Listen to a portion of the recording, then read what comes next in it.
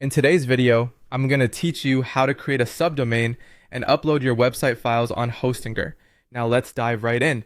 First, what you'll want to do is head over to Hostinger. Open your favorite web browser, enter the URL for Hostinger's website dashboard, and log into your account.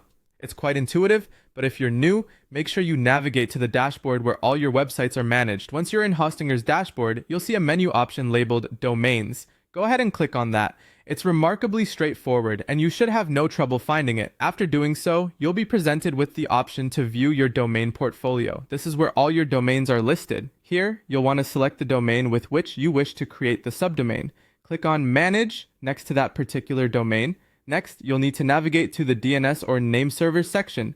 This is essentially the control center for your domain settings. Once you're there, you're going to set up the DNS records to point to your new subdomain.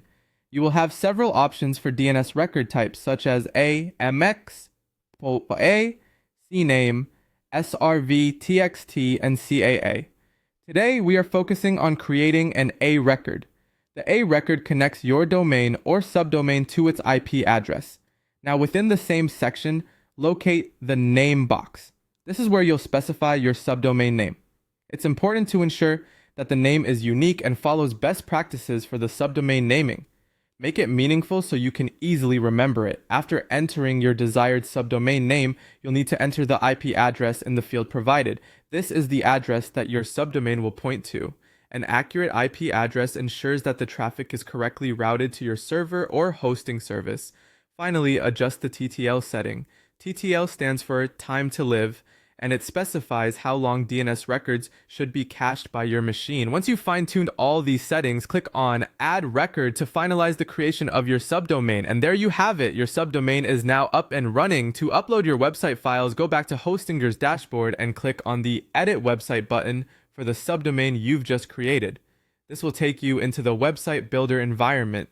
Once there, find the Elements tab.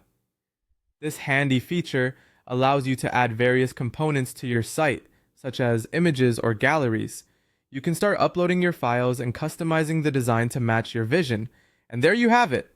By following these steps, you've successfully created a subdomain and started uploading your website files using Hostinger. I hope you found this tutorial useful.